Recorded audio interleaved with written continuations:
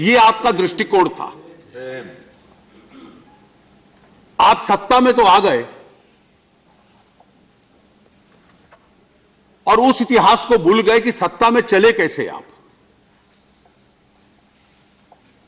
ईमानदारी से आकलन कर लीजिए आजाद साहब, और इसके ऊपर तो पुस्तकें और इतिहास लिखा गया है कि 1957, 1962 और 1967 का जम्मू कश्मीर में चुनाव कैसे होता था।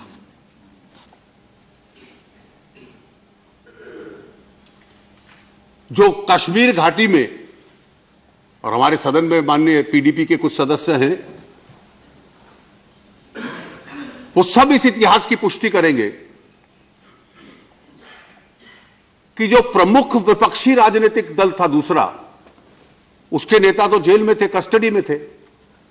कांग्रेस का बहुत वहां सपोर्ट नहीं था, जो था जम्मू में था। हम तो बहुत छोटे थे, जम्मू में थे, प्रजा परिषद के रूप में काम करते थे पंडित प्रेमनाथ डोगरा के नेतृत्व में। उस इतिहास में तो हमारा कोई रोल नहीं था, केवल दो रोल थे कि जब सीमा पार से आक्रमण हो रहा था अक्टूबर 1947 में, तो उसके बचाव में प्रजा परिषद के लोग पंडित प्रेमनाथ डोगरा की प्रेरणा पे वहां गए थे देश को बचाने के लिए। और जो बैरियर्स आपने खड़े कर दिए थे 1950 से, डॉक्टर श्यामा प्रसाद मुखर्जी ने अपनी शहीदी दी थी उनको हटाने के लिए। उसके अलावा प्लीज सर रखिए, आप धैर्य से सुने प्लीज। नहीं ये गलत है, नहीं गलत, प्लीज आप शांत रहे, आप प्लीज आप सब क्या कर। आनंद साहब, it's a very unpleasant chapter of history. Please आप नहीं प्लीज आनंद जी आप बैठे, आप कुछ। I have not said so. We have not said so about any prime minister or a former prime minister who gave the life for this country. But don't gloss over the sacrifices made by people. When political leaders die in custody without medical aid because some quack gives them an injection which he had a hostility to in terms of his body, I don't know what to call it. But I think let's keep that debate out because we are discussing some more serious issue. Sir, how was the 1957, 62 and 67 election conducted? वो चुनाव कैसे हुआ था? शायद इस देश के इतिहास में लोकतंत्र के साथ इतनी बड़ी खिलवाड़ किसी ने नहीं की जो उस वक्त के कांग्रेस के नेतृत्व ने की थी। कश्मीर घाटी में एक डिस्ट्रिक्ट मैजिस्ट्रेट होते थे अब्दुल खालिक। आजाद साहब उसका नाम सुनते मुस्कुरा रहे हैं।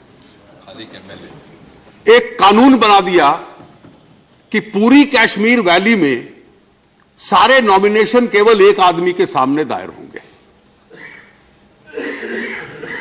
All nominations will be before one person. जब वो लोग जाते थे नॉमिनेशन फाइल करने, उस वक्त बहुत जिले नहीं हुआ करते थे, श्रीनगर जिला ही आधे से ज्यादा कश्मीर हुआ करता था। जब लोग नामांकन भरने जाते थे तो कभी गायब हो जाता था, कुछ उसको दे नहीं पाते थे। It had to be given to him in person. वो लोग नॉमिनेशन नहीं लेते थे और जो गलती से उसको दे गया उसका वो खारिज कर देता था। कभी 22, कभी 25, कभी 27 एमएलए, जहां वोट आपका था नहीं, खालिद साहब की मेहरबानी से वो निर्दलीय चुन के आ जाते थे। और इसलिए उस तरह के चुनाव से आप लोगों ने वहां हुकूमत की है। और आप कहते हो कि लोग पिछले 4.5 साल में एलियनेट हो गए। अगर लोकतंत्र के साथ इस तरह की खिलवाड़ करोगे और एलियनेशन का बीज बोओगे और मासूम कश्मीर का नागरिक कहेगा कि मुझे इस मुल्क से, आजाद हिंदुस्तान से लोकतंत्र भी नहीं मिल सकता, चुनाव लड़ने का अधिकार भी नहीं मिल सकता, और केवल सत्ता में रहने के लिए यह राजनीति थी जो उस वक्त कांग्रेस पार्टी ने की। और पूरे कश्मीर के अंदर मजाक चलता था कि कश्मीर में दो तरह के एमएलए हैं, एक खलक एमएलए हैं और एक जनता एमएलए हैं। एक को खलक ने चुना है, एक को जनता ने चुना है, और ऐसी सरकार कुर्बान। और उस सरकार ने इतने बेहतरीन काम किए जिसका पूरा इतिहास आप हम लोगों को बता रहे हैं।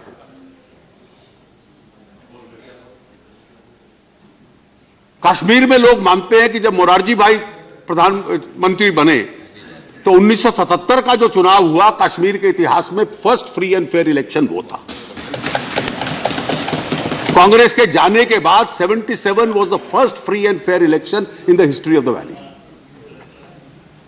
केवल इतना नहीं, आपने शेख साहब को सीट पर बिठाया, फिर उनको गिरफ्तार करना पड़ा, फिर उनको आपने जेल में रखा, कस्टडी में रखा। फिर 1976 में आपने उनके साथ समझौता किया और समझौता करने के कुछ महीनों के अंदर ही फिर उनसे झगड़ा शुरू हो गया। और शेख साहब के बाद जब फारूक साहब चीफ मिनिस्टर बने, यहां कोई नेशनल कॉन्फ्रेंस का सदस्य नहीं है, आप बड़ा सीधा आ गए कि हमने फारूक साहब को मुख्यमंत्री बनाया। 1984 में जम्मू कश्मीर के गवर्नर कौन थे, और यह नाम बड़ा महत्वपूर्ण है, इसके राजनीतिक संकेत हैं। जम्मू कश्मीर के गवर्नर थे 1984 के आरंभ में श्री बीके नेहरू। बीके नेहरू कौन थे, किनसे उनका संबंध था, पूरा देश जानता है। जब बीके नेहरू साहब को कहा गया कि केंद्र की योजना बनी है कि फारूक अब्दुल्ला की सरकार को डिस्टेबलाइज करना है, तो उन्होंने स्पष्ट रूप से यह इनकार कर दिया कि you cannot play with fire in the state of Jammu and Kashmir. BK Nehru साहब ने अपना इस्तीफा दे दिया और वो दिल्ली आ गए और नए गवर्नर साहब को भेज के ओवरनाइट कू में आपने श्री गुल मोहम्मद शाह की सरकार बनवा दी। आप हम पे आरोप लगा रहे हो, आप इधर उधर से एमएलए उठा रहे हो, हमने तो कोई ऐसा प्रयास किया नहीं है। नेशनल कॉन्फ्रेंस को तोड़ा, कहीं ना कहीं से एमएलए उठाए और ओवरनाइट जीएम शाह की सरकार आपने बना दी। और बाद में उनके जो बयान आते थे वो पता नहीं था कि देश के साथ भी है कि देश के साथ नहीं है, एक्सट्रीमिस्ट नेचर के स्टेटमेंट आते थे। और इस सारे इतिहास से जब वो एक्सपेरिमेंट नहीं चला तो फिर 86 में आपने फारूक साहब से जाकर समझौता किया और वो सरकार आपकी ऐसी चली, ऐसी बेहतरीन सरकार थी कि 1989 तक उस सरकार की वजह से उतना बड़ा एलियनेशन आज तक जम्मू कश्मीर के इतिहास में नहीं हुआ। कोई प्रशासन नाम की चीज नहीं बची थी, कोई गवर्नेंस नहीं बची थी, इस देश का कोई साइन और सिंबल नहीं बचा था। अगर स्टेट बैंक की ऑफ इंडिया की ब्रांच थी तो इंडिया शब्द के ऊपर एक चादर लटका दी जाती थी। केंद्र सरकार का कोई वहां दफ्तर नहीं अलाउ किया जाता था। और यहां तक कि 1990 के 26 जनवरी के दिन जो घटनाएं प्लान्ड थी वो सब कंटेम्पररी हिस्टोरियंस ने रिकॉर्ड की है। ये वही पीरियड था जब मुफ्ती साहब की एक परिवार में से एक बेटी को किडनैप भी कर लिया गया था और कोई गवर्नेंस नाम की चीज राज्य में नहीं बची थी। 1989 में जब कांग्रेस पावर से बाहर गई तो कश्मीर को उस एलियनेशन की स्थिति तक छोड़ के आप लोग गए थे। खैर उसके बाद आपको भी यह समझ आई और मैं उस समझ से कोई मतभेद नहीं रखता कि जम्मू कश्मीर में वहां के क्षेत्रीय दलों का भी रोल है और जम्मू कश्मीर में जो लड़ाई है वो अलगाववाद के खिलाफ है, वो आतंकवाद के खिलाफ है। और वहां की मेन स्ट्रीम पार्टीज और नेशनल पार्टीज को कहीं ना कहीं एक दृष्टि से कि इस देश को में से अलगाववाद और आतंकवाद समाप्त करना है, तो कहीं ना कहीं कुछ विचारों का मतभेद होते हुए भी कन्वर्जेंस करना पड़ेगा। वो एक्सपेरिमेंट आपने भी किए हैं, आप करें बहुत अच्छा है, हम करें तो रेड रैग है। ये इसी रेड रैग की वजह से 4,500 लोग पंचायतों के चुनाव में जीत के आए हैं। एक नई फोर्स कश्मीर घाटी के अंदर इमर्ज कर रही है।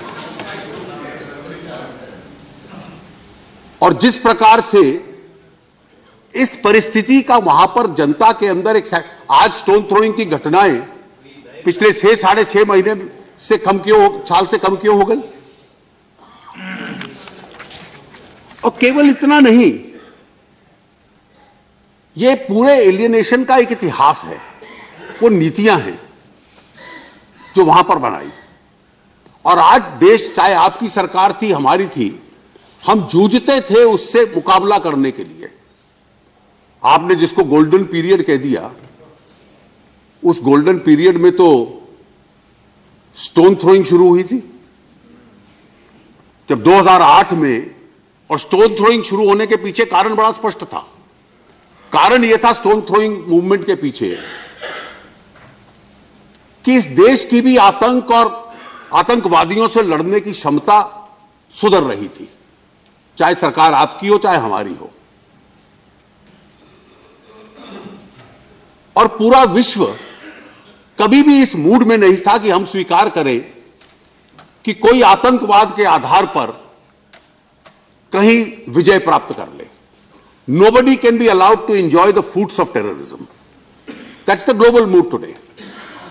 तो आतंकवादियों में भी, हुर्रियत में भी ये सोच बदली। और वो सोच ये बदली कि किसी प्रकार से हम लोग इसको सिविल डिसोबीडियंस का रूप लें। और इसलिए 2008 में उन्होंने अपनी रणनीति बदली। और उस बदली हुई रणनीति के तहत उन्होंने मास अपसर्ज,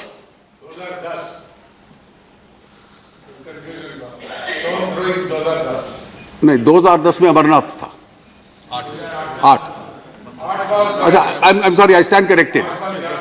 अच्छा, 8 अमरनाथ यात्रा थी, आप मुख्यमंत्री थे उस वक्त। तो 2010 में जब वो शुरू हुई तो उसके पीछे उद्देश्य ये था कि मास डिसोबीडियंस करिए। हर व्यक्ति, स्कूल के बच्चे से लेकर कॉलेज का विद्यार्थी या कोई आम आदमी बस्ते के अंदर पत्थर लेकर जाए। कोई 5 आदमी 7 आदमी की पुलिस या सीआरपीएफ बीएसएफ की चौकी देखे तो 10,000 पत्थर उसके ऊपर बरसा दो। वो तो वेपन का काम करते हैं। और ये तब से एक नमूना इसका पैदा शुरू हो गया। 2008 का आजाद साहब ने जिक्र किया जब अमरनाथ का मूवमेंट हुआ कि इतना बड़ा तीर्थ स्थान, और विरोध यह था कि वहां पर जो यात्री जाते हैं उसकी सुविधा के लिए जमीन नहीं दी जाएगी, केवल टेम्परेरी यूज के लिए, क्योंकि वो तो केवल कुछ सप्ताह के लिए होती है यात्रा। सोच में बदलाव यहां तक था। और इससे बेहतर होगा कि अगर इतिहास में जाना है आजाद साहब, और अगर ब्लेम गेम में जाना है, तो मैं केवल आपको इतना कह दूं कि जब इतिहास फैसला करेगा कि कश्मीर के ऊपर डॉक्टर श्यामा प्रसाद मुखर्जी का दृष्टिकोण सही था या पंडित जवाहरलाल नेहरू का सही था, तो शायद बहुत बड़ी तकलीफ आपको होगी। लेकिन अगर आपको स्टेट्समैन बनना है और आपकी पार्टी को बनना है, तो कम से कम भविष्य की हम लोग सोचें। और उस भविष्य की सोच में कश्मीर में जो गलतियां हुई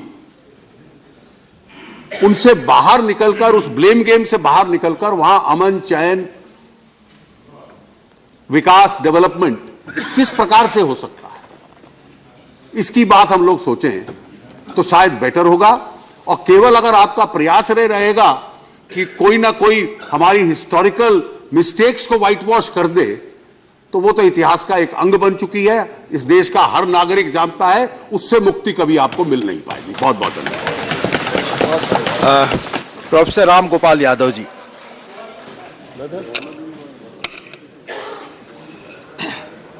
धन्यवाद श्रीमान।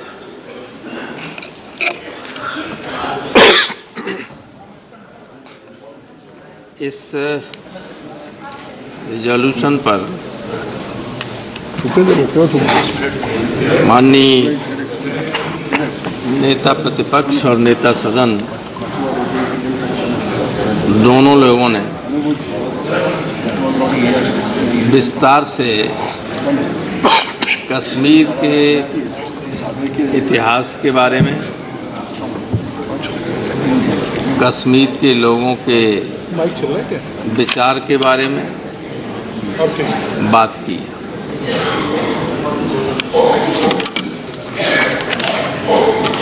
इसमें दो राय नहीं कि कश्मीर बहुत खूबसूरत प्रदेश है और जब वहाँ जाते हैं तब इस बात पर अफसोस होता है कि इतने अच्छे प्रदेश को देश के विभाजन की वजह से ये त्रासदी झेलनी पड़ी। एक बहुत बड़ा हिस्सा उसका दूसरी तरफ चला गया और आतंकवादी गतिविधियों की वजह से जो रोजी रोटी का मुख्य जरिया था कश्मीर का, टूरिज़्म का, वो इतना एडवर्सली प्रभावित हुआ कि धीरे धीरे लोग निराश होने लगे। यहाँ इतनी मैं उस इतिहास में नहीं जाना चाहता हूँ कि ये स्थिति आई क्यों। मैं ये भी नहीं यहाँ कहना चाहता हूँ या कह चुका हूँ पहले कि आखिर देश का बंटवारा हुआ क्यों, टू नेशन थ्योरी अस्तित्व में आई क्यों, इसकी भी चर्चा नहीं करना चाहता। और मैं जानता हूँ कि अगर पुराने घावों को कोरेदा जाएगा तो उससे खून ही निकलेगा, उससे दर्द ही निकलेगा। और इस सदन में जब चर्चा होती है और ख़ास तौर से जब कश्मीर पर चर्चा हो रही होती है, लाइव टेलीकास्ट है, सारे लोग, नई पीढ़ी जो कुछ बातें नहीं जानती है वो भी यहाँ से उनको बता दी जाती है। इसलिए मैं उस तरह की कोई बात नहीं करूँगा कि वहाँ के लोगों के सेंटीमेंट्स को कोई हर्ट हो, क्योंकि मैंने एक बार सर हमारी कमेटी पेट्रोलियम की वहाँ गई थी तो हम लोग जब गुलमर्ग जा रहे थे तो बीच में गाड़ी रुकवा ली हम। इतनी खूबसूरत जगह देख के कई लोग इमोशनल हो गए, हमारी इस कमेटी के मेंबर्स, कि कितना दुखद है कि इतनी खूबसूरत जगह और लोग इसको देखने नहीं आ पा रहे हैं जो उधर से आते हैं आतंकवादी, उनके भय की वजह से।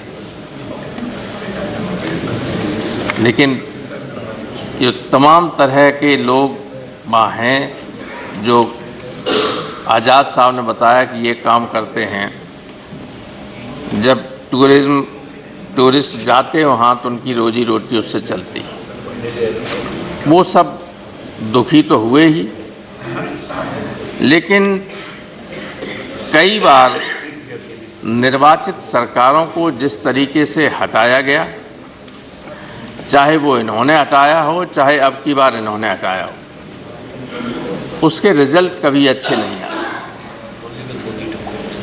जनता जब ये एहसास करती है कि हमारे द्वारा चुने हुए लोगों को बेदखल किया जा रहा है और एक व्यक्ति के हाथ में सत्ता दी जा रही है, तो उसका रिएक्शन, उसकी प्रतिक्रिया जो होती है वो अच्छी होती नहीं। चाहे वो शेख अब्दुल्ला की गिरफ्तारी रही हो, चाहे बाद में जीएम साहब की सरकार की स्थापना पर इनको हटाना रहा हो, चाहे बाद में कई सरकारों का हटाना रहा हो, ये कुछ भी अच्छा नहीं था। कश्मीर के हित में भी नहीं था और देश के हित में भी नहीं था। और आप जानते हैं कि जब पड़ोस का मुल्क इस बात पर आमादा हो कि हम पाकिस्तान के विभाजन का बदला हिंदुस्तान से लेंगे और उसके लिए जो भी वहाँ सरकार होगी वो हर कीमत पर हमारे देश में अस्थिरता पैदा करने की कोशिश करेगी। तो कश्मीर जैसे मसले पर जो भी सत्ता में हो दिल्ली में, उसको बहुत सावधानी से कदम उठाना चाहिए और कभी भी अपने दुश्मन को कमज़ोर न समझिए। आपने सर्जिकल स्ट्राइक किया, बहुत उसका प्रोपेगेंडा किया, लेकिन एक दिन भी आपने उन आतंकवादियों को रोक नहीं पाया। 2 लोगों को मार देते हैं तो ये खबर छपती है अखबार में कि 2 आतंकवादी आज मार गिराए, तो उसके आगे एक छोटी सी खबर होती है, उसमें हमारे 2 जवान शहीद हो गए। रोजाना ये हो रहा है। तो इस तरह की अगर कार्रवाई हम करते भी हैं तो दुनिया को बताते क्यों हो कि मैंने ये किया।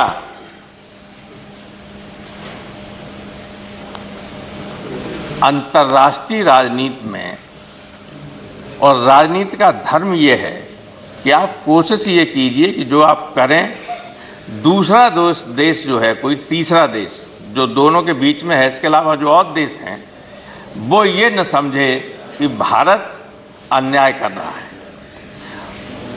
वो यही समझे कि सारी गड़बड़ी हो रही है वो पाकिस्तान की तरफ से हो रही है।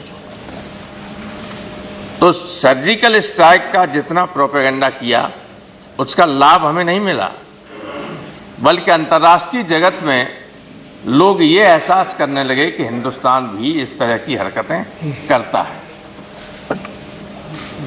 तो ये चीज़ नहीं होनी चाहिए। जो करिए वो चुपचाप करिए। देश के हित में जो किया जा सकता है उसके लिए सारे देश की जनता आपके साथ है। जो करें देश के उसको बचाने के लिए, लेकिन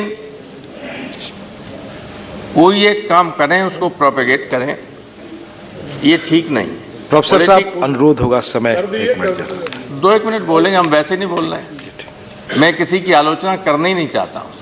नहीं, मैं तो समय की बात कर रहा हूँ। जो इशू है वो ऐसा सेंसिटिव इशू है कि मैं इस पर कोई इतिहास में जाना नहीं चाहता हूँ कि इतिहास में अगर चला जाऊंगा तो कई लोगों को बहुत दुख हो जाएगा। नहीं, मैं तो महज बीएससी के द्वारा तय समय की याद दिला रहा हूं। मैं तो इस रिजोल्यूशन को मैं तो ये कहना चाहता हूँ कि एक तो हालांकि पहली बार आपने एक अच्छा काम किया था कि एक राजनीतिक व्यक्ति को वहाँ का गवर्नर बनाया, लेकिन उस राजनीतिक व्यक्ति के गवर्नर बनाते ही आपने सरकार को भंग करवा दिया। ये अच्छे काम को आपने खराब कर दिया। हालांकि कश्मीर में लगातार ब्यूरोक्रेट्स और सेना के जनरल्स वगैरह जो रहे वो ठीक नहीं था।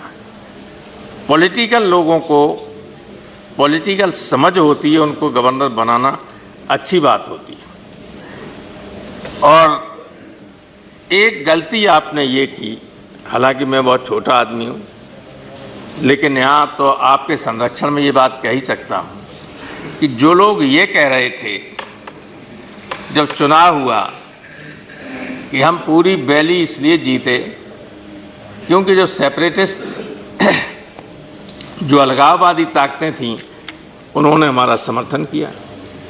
खुलेआम कह रहे थे कि नहीं कह रहे थे? इसके बावजूद आपको उनके साथ गठबंधन नहीं करना चाहिए। बीजेपी जैसी पार्टी से ये उम्मीद नहीं की जा सकती थी कि जो अलगाववाद जो ये कहें कि अलगाववादियों ने हमें समर्थन दिया, उनके साथ मिलकर आप सरकार बनाएं। तो ये बेमेल गठबंधन कब तक चल सकता था? उसका हसर तो ये होना ही था, और इसी वजह से आपको ये रिजोल्यूशन लाना पड़ रहा है। और रिजोल्यूशन आया है तो उसका समर्थन करने के अलावा कोई रास्ता नहीं है। लेकिन आइंदा जब समझौता किसी से करो तो देख के करिए कि इनकी इंटेलिजेंस कैसी है। बहुत बहुत धन्यवाद। धन्यवाद प्रोफेसर साहब। श्री ए Navneet Krishnan. Thank you, Honorable Deputy Chairman. I would like to draw the kind attention of this Council. Subject to correction, I may be permitted to read the opening sentences of Article 356. if the President, on receipt of a report from the Governor of a state or otherwise, is satisfied that a situation has arisen in which the government of the state cannot be carried on in accordance with the provisions of this Constitution, the President may, by promulgation, and goes on. My humble submission would be, this is vague. There is no guidelines. Now the arbitrary powers have been conferred on the governor or some other, any individual. So the satisfaction, whether it is objective satisfaction or subjective satisfaction, it is not made clear in this provision. The only check is subject to correction again, the ratification by the both houses, and also, of course, the judicial review by the Supreme Court. But in this matter, I think a writ petition was moved, it was dismissed at the admission stage itself. And then my humble submission would be, this August House must think and consider to introduce certain guidelines to invoke, even to invoke the President rule, because the elected government cannot be dissolved. So they are reflecting the will of the people. It must be done to invoke 356 article.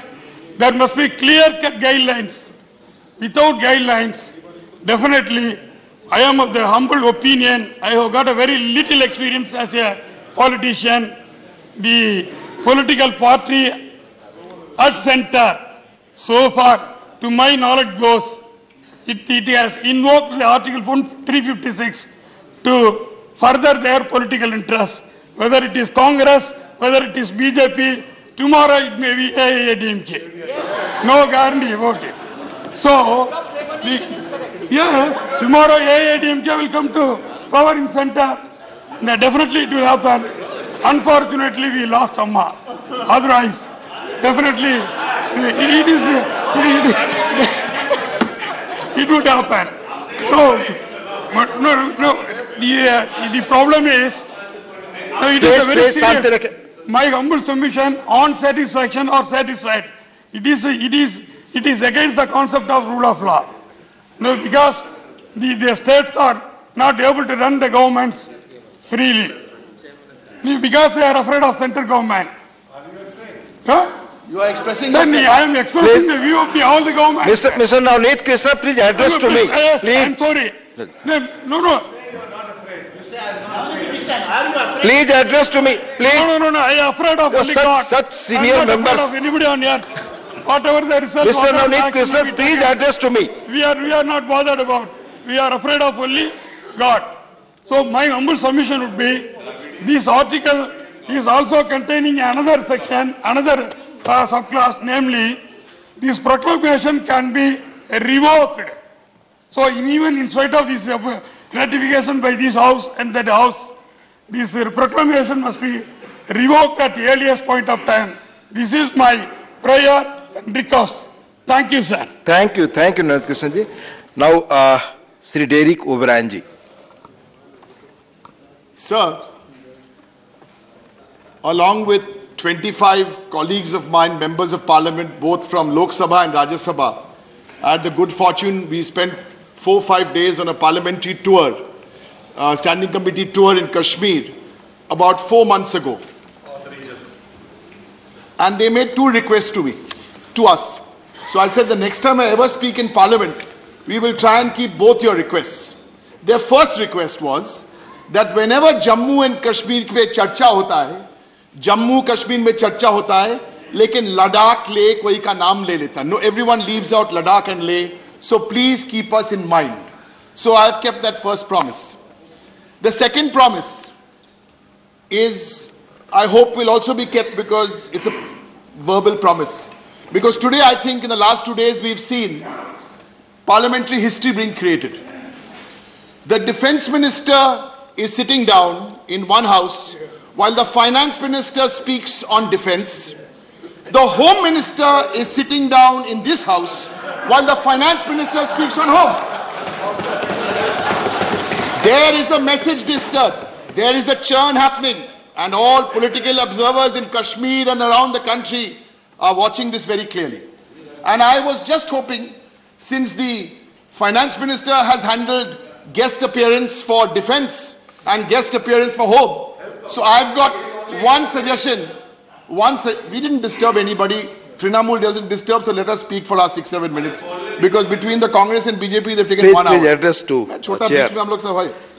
So my request is to the finance minister in his own department, on behalf of the young people of Kashmir, the youth, the entrepreneurs and the tourist operators. The one thing which they all told us, tourism can be revived, but to revive tourism, they need a break on GST.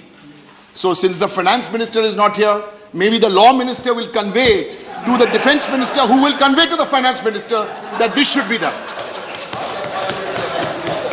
So let's come to the resolution. So the two basic issues here are security and the environment. So who is responsible for the security and the environment? We know who's responsible. Our straight request to the Home Minister is, please tell us, because we are stuck with this President proclamation. We're done. But we want an assurance from the Home Minister or the Finance Minister to please tell us the elections there will be held either now or latest with the Lok Sabha election. We need this assurance to happen from the Home Minister. This assurance. Third, sir, the role of the Raj Bhavan. Now, in the history of Jammu and Kashmir, one new name has been written, which even the experts of Jammu and Kashmir and Ladakh don't know. And that name is Alexander Bain. Alexander Bain, क्या किया था? वो ने fax machine invent किया. 150 साल आगे. और ये fax machine लेकर इतना नाटक हुआ, from a government who talks about digital India, they can't operate a fax machine through the government. Sir, the bigger point here is in Jammu and Kashmir, we've had some very solid points, and I want to take it just one step because it's also Jammu and Kashmir and the rest of the country. What is happening in these Raj Bhavans? Are they becoming branch offices of a government in power? Because it is not only the Raj Bhavan which is an institution, sir. We are concerned with all other institutions. This is not enough time today to discuss all other institutions. But let me at least try and discuss one little institution for 1.5 minutes, and that is Parliament. Sir, Parliament bills are scrutinized by select committees and standing committees. Last two governments, and Trinamool was not part of even the last 1.5 governments, 65 to 70% of bills went for parliamentary scrutiny. This government has set a new record. It is 19% of bills get scrutinized. We are being killed as an institution. Sir, 4 out of every 5 laws are being passed without any committee scrutiny. Sir, 9 out of 10 bills passed on security, home affairs and important issues like that, 9 out of 10 have not gone through parliamentary scrutiny. So I can give you more examples. 6 bills introduced in this session, only 6 have been introduced. None have been scrutinized by Parliament. Sir, railway budget. Please look at from the last 70 years. 9 lakhs of crores of rupees passed, guillotine, no discussion on railway budget. We don't even know where the money has gone. Sir, institutions are at stake. Raj Bhavan with the fax machine was only one example of an institution at stake. Sir, we are discussing in Parliament. It would have been beautiful if not BJP Prime Minister or any Prime Minister, if our Prime Minister came and sat here today and listened to our discussion. Maybe he would change his attitude. Because if you look at the records of Parliament, 14 hours in Lok Sabha, 10 hours in Rajya Sabha, last 1 year, 24 hours he has spent here. Good. 37 hours spent giving speeches in Gujarat during the election. Sir, I have got no problem with a mass leader giving speeches. Mamta Di also gives speeches all over. But where is the balance? If we don't look at institutions like this, sir, then what will happen? The last time President's rule was introduced, sir, was 20 years ago. I don't want to get into statistics about pellets because these are not stories about statistics. These are human stories. 2018, 586 people have died. Sir, when the House breaks for the weekend, please go on to the WhatsApp and see those pictures. They are available. Children, mothers, fathers, they are not terrorists. They are civilians. Through you, sir, I wish to appeal to the government. The Trinamool Congress and everybody wishes to appeal to this government that we have to have the local people on board. If you don't get the local people on board, sir, we are not going to solve these issues, sir. Sir, I want to end because I know there's a tendency, this side gets a lot of time, that side gets a lot of time, but all of us parties in the middle, everyone looks at the clock when we are speaking. When we are speaking, then everyone, LOP can have his time, we have no problem. हमें मालूम है आप खुद स्वतः समय में रहते हैं डेरिक ओब्रायन। नहीं सर, ये नहीं सर, ये जो सब संस्था है वो सब बर्बाद कर रहा है, ये मेरा पॉइंट है इसमें। सब संस्था, all everyone, parliament, select committee, standing committee, CBI, RBI is my private account. It can't work like this, sir. Sir, to come back to this, sir, sir, nationalism is not a copyright of one party. And we don't want to listen to lectures on nationalism from one party. Please don't tell us about nationalism, sir, we are from Bengal. Sir, but I have to say this. When nationalism, when you claim to be a nationalist, then don't mess around. Heal Kashmir. Heal. Because otherwise, sir, you pretend to be a nationalist, you pretend to be an ultra-nationalist, and actually think about it, you may be anti-national. Sir, I have only been, sadly, to Kashmir once for 5 days, but I've seen lots of films. Sir, it's a paradise. I would urge this government, I would urge everybody here not to turn it into hell. Thank you, sir. धन्यवाद, धन्यवाद माननीय Derek O'Brien जी। माननीय सदस्यों please, माननीय सदस्यों, मैं यह आपको सूचित करना चाहूंगा कि यह कश्मीर पर बातचीत 2 घंटे के अंदर हमें खत्म करनी है। अनुभव मोहंती जी, प्लीज, अनुभव मोहंती जी, महज 3 मिनट का समय आपके पास है, प्लीज प्लीज प्लीज। माननीय डिप्टी चेयरमैन सर, मैं आपका आभारी हूं कि आपने मुझे इस गंभीर विषय पर बोलने का मौका दिया। सर, पिछले करीबन 1.5 घंटे से मैं इस विषय पर सबकी बात सुन रहा हूं सर। आप खुद शांति रखें, हो जाएगी। आप शांति रखें, हो जाएगी। आप प्लीज बैठिए, आपके अलावा कोई बात रिकॉर्ड नहीं देगी। प्लीज, जो बोले उनको बोलने दीजिए। आप खुद पीछे शोर कर रहे हैं। आप शांत रहिए प्लीज। आप बैठिए, आप बैठिए प्लीज। आप बैठिए प्लीज। कोई बात रिकॉर्ड पे नहीं जाएगी मिस्टर अनुभव मोहंती के अलावा। मिस्टर अनुभव मोहंती प्लीज सर, नहीं, आप बैठिए प्लीज। कोई बात रिकॉर्ड पे नहीं जाएगी मिस्टर सर, प्लीज। नो, आपकी कोई बात रिकॉर्ड सर। हम हाँ बोलिए। आप हाउस में शांति नहीं रख रहे हैं, लेकिन कश्मीर में शांति कैसे रहे उसके बारे में बात कर रहे हैं। सर, पिछले 1.5 घंटे में मैंने बहुत गुणी ज्ञानी लोगों को सुना। यहाँ पे विपक्ष के नेता, उन्होंने कहा, सरकार के जो यहाँ पे जो नेता हैं उन्होंने भी कहा। सर एक चीज आज पहली बार जब मैं जम्मू कश्मीर के बारे में बोलने का मौका मुझे मिला है, मुझे पहली बार एक चीज समझ में आया है, ये कि कश्मीरियों के बारे में कोई बोलना नहीं चाहता। वो क्या चाहते हैं, वो क्या समझते हैं, उनके बारे में कोई बोलना नहीं चाहता। हम पिछले 4.5 साल में क्या हुआ है